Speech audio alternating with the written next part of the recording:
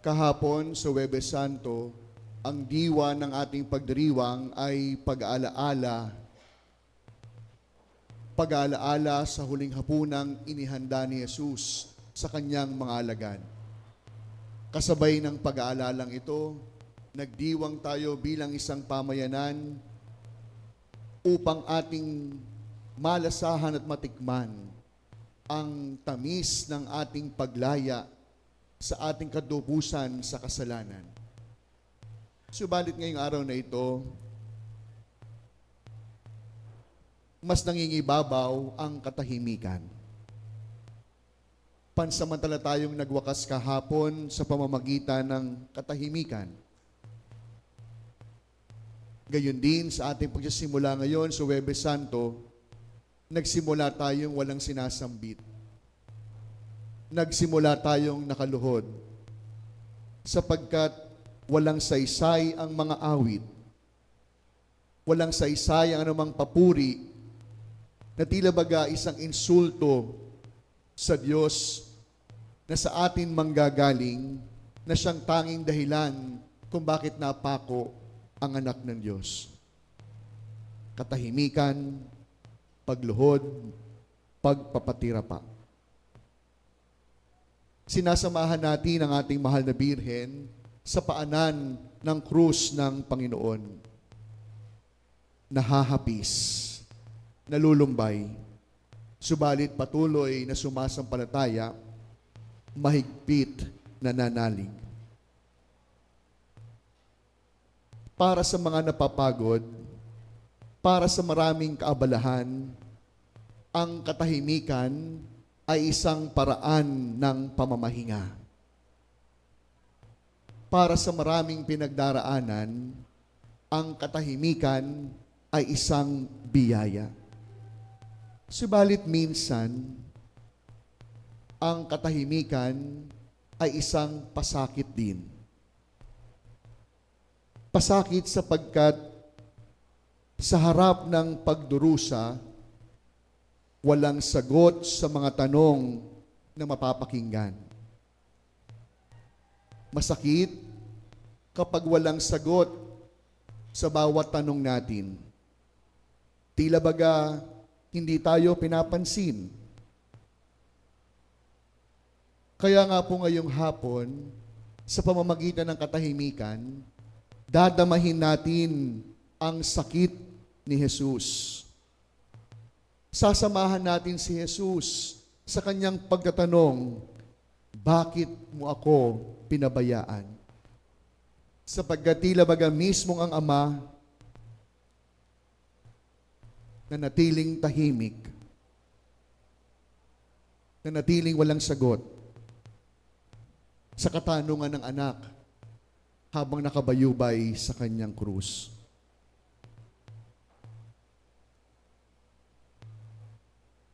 Ang pagpapakasakit ng Panginoong Jesucristo ang ating ipinahayag ay binubuo rin ng maraming katahimikan. Tahimik ang Diyos sa tanong ng anak. Tahimik ang mga tao sa bawat sigaw ni Jesus ng katarungan. Subalit, huwag po nating kakalimutan na minsan din po tayong naging dahilan ng sakit ng Diyos. Sa panahong mas pinili din po nating hindi umimik. Sa bawat pagkakataong na natili tayong tahimik. Si Pedro, kasama ng mga alagad, pinatahimik ng kanilang kawalan ng paninindigan. Tahimik sapagkat ibig iligtas ang sarili sa kapahamakan. Hindi ba't maraming pagkakataon, ganito rin po ang siyang ating nagiging tugon. Tahimik sa harap ng kawalan ng katarungan. Tahimik kapag kahit ang Diyos nilalapastangan. Tahimik kahit ang simbahan niyuyurakan. At ang ating pananampalataya pinagtatawanan. Tahimik din tayo sa harap ng mga inosenteng hindi natin kayang ipagtanggol. Tahimik tayo sa mga taong inaabuso. Sa harap ng katiwalian at kawalan ng katarungan, mas pinili nating magtahimik, tumahimik, at hindi manindigan. Sigurado, kung nasasaktan tayo sa mga tanong na walang sagot, na tila baga hindi tayo pinapansin, ganun din ang pakiramdam ni Jesus. Sa bawat panahong minabuti natin maging tahimik upang iligtas ang sarili. Sa pagtatagpo po ng katahimikan, hindi lamang ng tao, kundi ng Diyos, nakabayubay sa krus ang katawan ni Jesus. Sugatan, iniwan sa gitna ng katahimikan. Pero sa totoo lang, ito po siguro ang pinakamatingkad at ang pinakanakabibinging pagpapahayag ng ating mabuting balita sa araw na ito. Matingkad sapagkat mas higit pa sa mga salita, kwento at talinghaga na iniwanan sa atin ni Jesus. Habang buhay nating maaalala na sa harap ng kawalan ng katarungan, kahit si Jesus, piniling huwag magsalita. Sa panahong mas madaling mag-post sa Facebook, sa panahong mas madaling gumanti, sa panahong mas madaling makakuha ng simpatsya, mas pipiliin ni Jesus marahil sa panahon natin ang manahimik at huwag magsalita. At ito ang siyang kapangyarihan ng araw na ito, na sa harap ng pagdurusa, hindi galit, hindi hinagpis, hindi pagpatol, ang naging tugon ng maibiging Diyos, katahimikan. Tahimik ang Diyos sa harap ng at gitna ng maraming kaguluhan. Tunay na may katotohanan ang salitang ang latang walang laman, maingay. At ito ang siyang panawagan ng ating pagdiriwang sa araw na ito. This Friday is good, not because God died on the cross. This Friday is good because the God who died on the cross chose to be silent in front of His enemies. Para sa mga nakaranas ng malapit sa karanasan ni Jesus, sasabihin niyo, hindi, Father. Mas masarap gumanti. May kilala ako, sabi niya, Father, ibig ko lamang pong iparamdam din sa kanila yung sakit na ginawa nila. Pero sa isang banda, kung si Jesus ang siyang ating sinusundan, kung si Jesus ang siyang ating pamantayan, hindi ba't mainam din na tularan ang kanyang halimbawa sa harap ng pag-uusig at pang-aaway? Marahil oo, mas exciting naman siguro talaga yung gumanti. Marahil oo, mas okay naman siguro mas mag-post na lamang sa Facebook upang magparatang. Pero sigurado ako, mas masarap sa pakiramdam ang pagpili ng katahimikan sa larangan ng pagmamahal. Ang isinisigaw ng mundo, kapag nasaktan ka, gumanti ka. Kapag may nang-away sa'yo, tapatan mo rin ng away. Pero good ang Friday na ito sapagkat itinuturo sa atin ni Jesus, may biyaya sa katahimikan. May pagpapala sa hindi pagsagot. At hahayaan natin ang katahimikan ng Diyos ang siyang magbigay sa atin ng liwanag upang malaman ang kanyang tanging kalooban. Sa pangalawang bahagi ng ating rito ngayong hapon, pararangalan natin ang krus ni Jesus. Ilagay natin ang ating mga sarili sa kanyang paanan, sa paanan ng krus ni Jesus.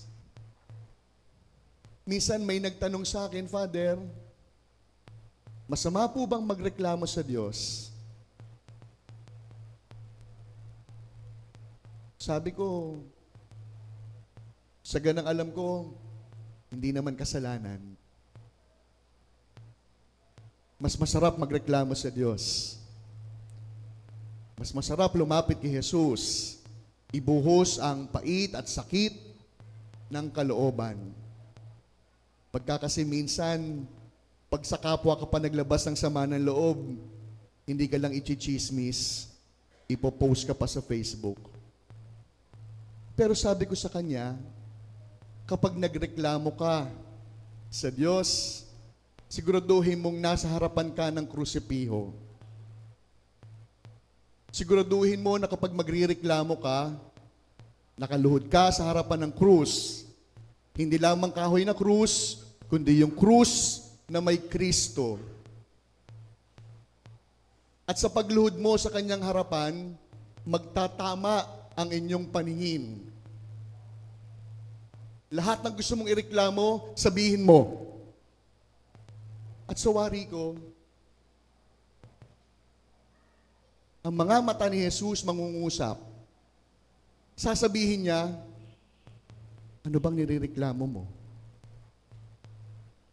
Matagal na ako nakabayubay sa krus.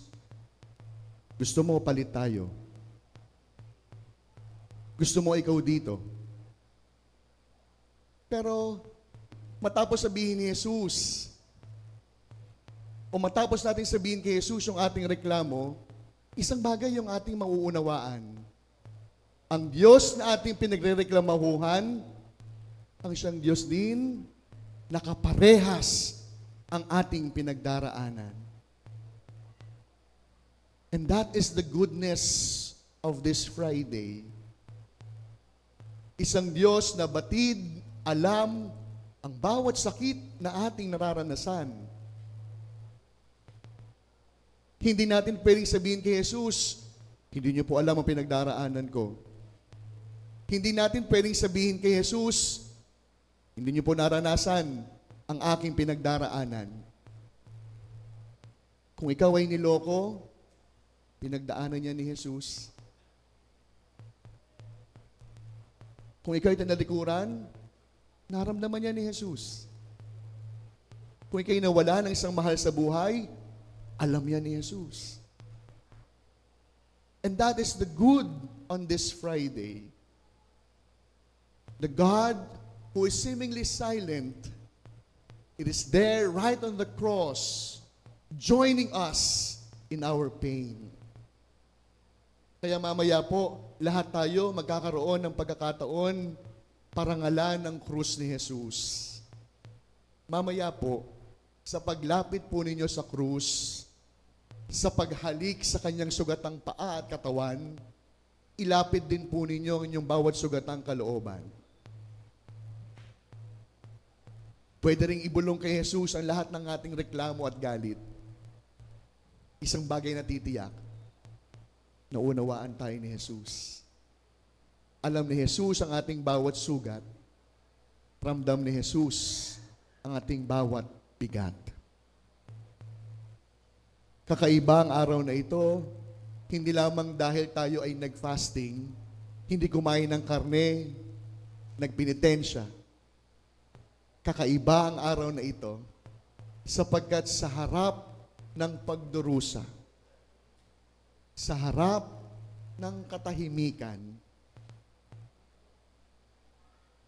nakakabingi ang tinig ng Diyos galing hindi sa kanyang bibig na sumisigaw sa kaibuturan ng kanyang pag-ibig.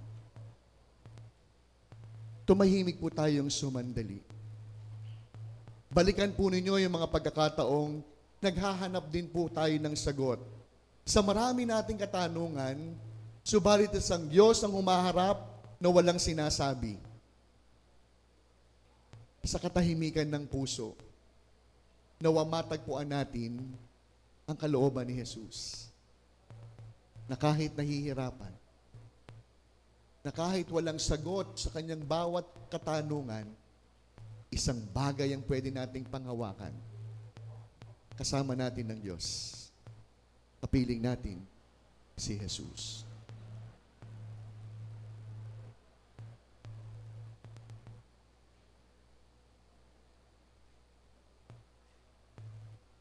Magsitayo.